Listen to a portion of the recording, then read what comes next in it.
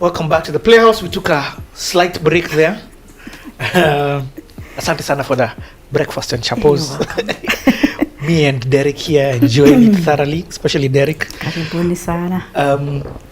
Okay, so we left off at a heavy part of this story, a heavy part of your life. And thank you so much for sharing. I've got a question to ask her. Just before I ask how the transition of what made you... actually, I'll start with that.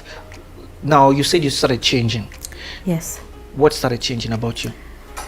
Well, before, I tried to suppress myself and because what would happen, like, I was always asking questions. Why don't you do this? Why aren't you doing this? Why this? Why that? You know, just trying to understand why things were not working out.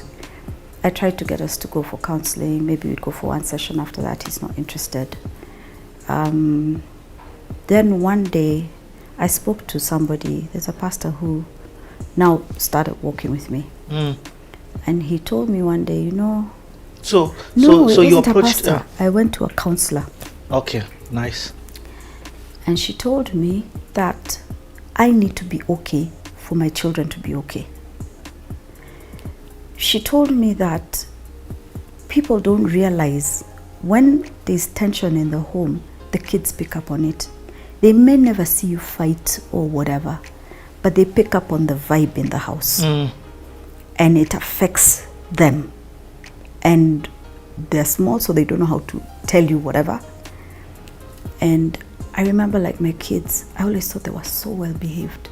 They were quiet. They would do what they're told to do. They would, you know, if it's time to play, you go, you sit outside and play. But they were not boisterous. They're boys. But they didn't have that, you guys keep quiet. Breaking everything. Never. In fact, my house, we didn't move anything when they came. You know how you take and put things so that the kids never did. It was the way it was.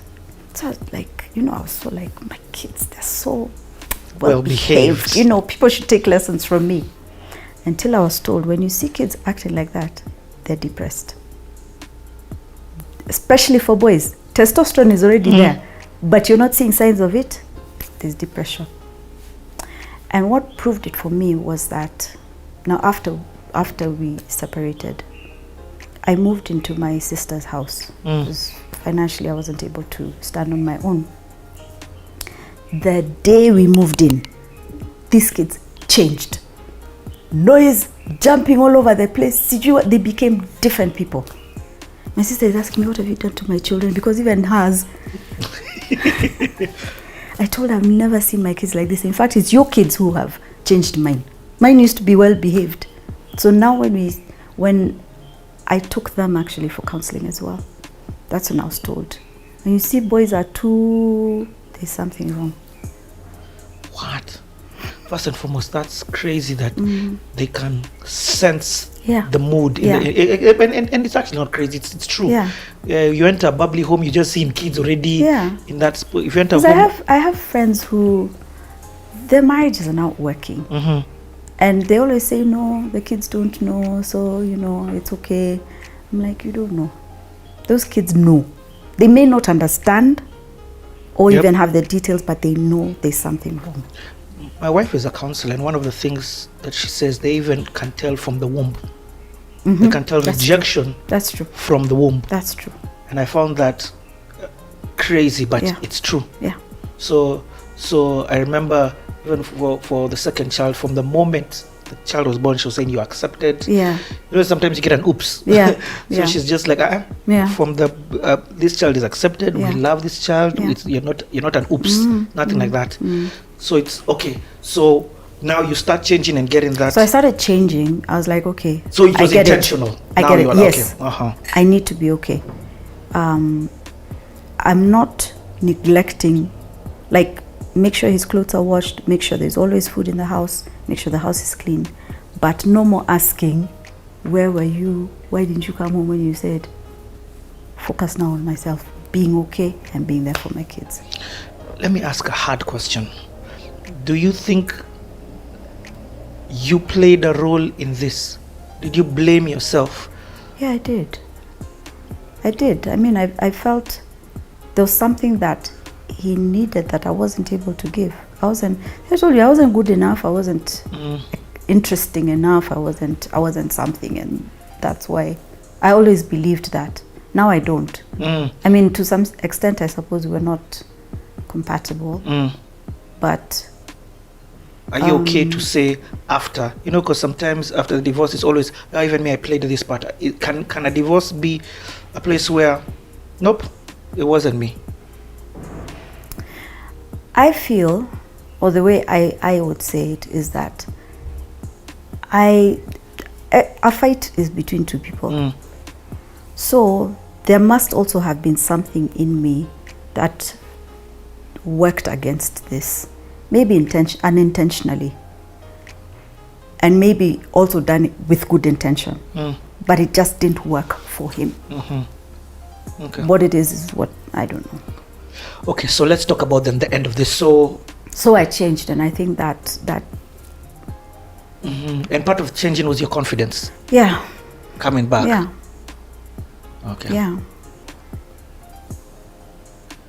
And so okay. So yeah, it threw him. Okay. It threw him. That's a powerful thing to say. So you're getting back your confidence in a toxic situation like that is actually an advisable thing to do. Yeah. As hard as it is. Then what did you do? Because I mean, God again. Okay. Yeah. God again. In fact, that's a good question. What did you do? How did you get it in back? In fact, I remember. So you've not gotten pissed off with God? No. Like, God, how can you let this marriage happen to me? God, you didn't blast. I would pray, like, constantly, like, let my marriage work. Let him start to love me. Because in my head, there was never going to be a breakup.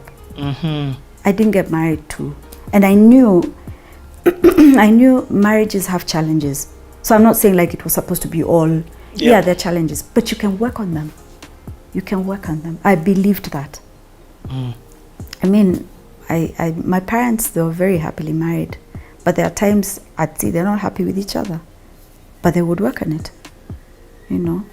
So I believed that even if it wasn't perfect, we could work on it and make it better. Okay. But I think what we believed about marriage and expected from marriage was very different. And I think that was the main thing. They're not even compatible. You're not going the same direction. Yeah. For me, marriage was this, and this is what I expected from it. For him, it was this, and there was no way. So even the counseling, we could never be on the same page, you know. So maybe in a sense it was inevitable. I mean, I know there's people who live for years and years together, and they're together, but they're not together. But ours just got to the point where he through a series of events, he finally walked out. Okay, so now he walks out, and as you've said, you move into yours. Yeah, he walked out, and I had to give up the house. And you remained with the kids? I remained with the kids. So I moved into my youngest sister's house. And again, this was God orchestrated. I didn't know about it. I mean, I didn't know what was coming.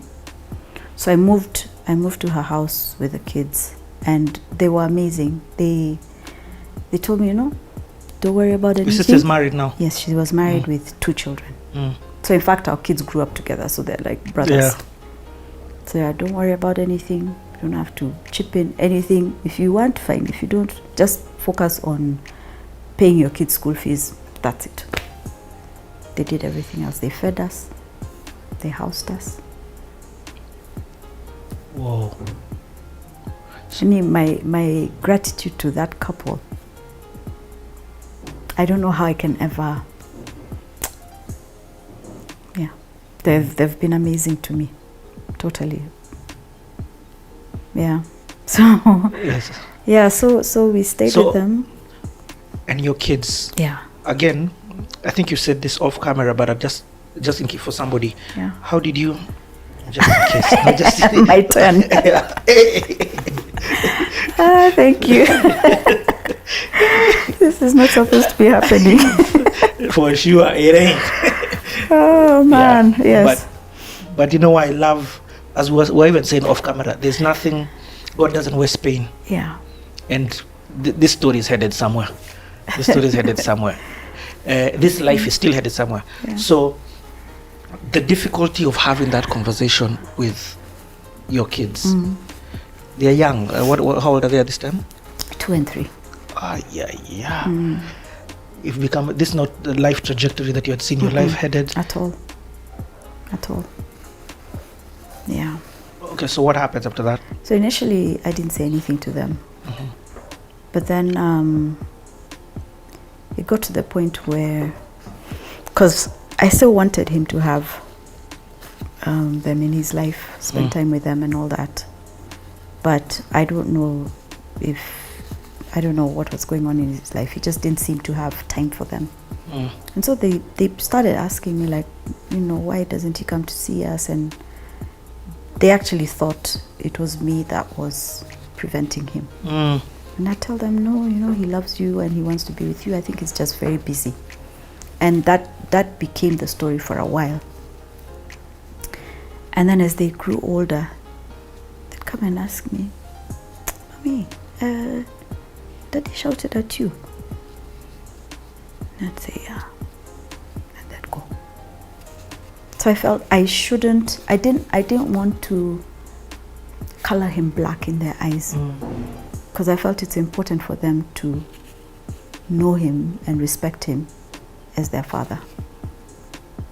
But by the time they became young adults, they were asking me blunt questions. So I'd answer some of the questions as much as I can. Yeah. So it's and the reason why I was saying that it's not that they're watching this and they're unaware. And also it's important for somebody who's going through this to understand, have this conversation. In fact, it's interesting, like sometimes, like random, one of them would say, I remember when I was like 3, I remember coming into whatever and you were crying. I'm like, you're so small, and this is many years later, but that memory just came back. Then now they put 2 and 2 together. So like, so this and this happened. So it's stuck somewhere, even when they're small. They see, they hear, they sense. This is such a learning conversation. It's such a, thank you so much for openly, honestly sharing. If I give me that tissue, you could just we are rubbing on the microphone. Sorry. Thank you for that. And I'm sure it helped somebody. There's nothing that's in vain. So what happens now? Okay. So, first of all, you've got an amazing sister and her husband. I have an amazing family. Yep. So, I don't want this to be forever. I don't want to infringe on them. I'm very independent. So it's very hard for me to just sit there and take it. But I knew I needed it. There's a time for healing for you. Yeah. But we sat and talked, and we agreed that I'd stay with them for a year. Just give myself time to get back on my feet, and then I'd look for a place, and then we can move out with the kids. And I had a nanny who I kept with me. She was also amazing. She's the one who brought up these kids. So we moved in with her. We moved to my sister's with her. And at this time, what are you doing to heal? Or it's just waking up every day alone is healing? Yeah, just being in a different space. Being in a place now where I guess I knew I was wanted. I was accepted. They went out of their way for me. So just the reassurance, I guess, that I matter enough for somebody to make sacrifices for me. Yeah, that environment was a healing environment. More than you know, because I had moved in August. So the following August was when we reached August, and now I look for a place and I move out. So the month ends. 2 days after that end month, I'm diagnosed with cancer. Okay.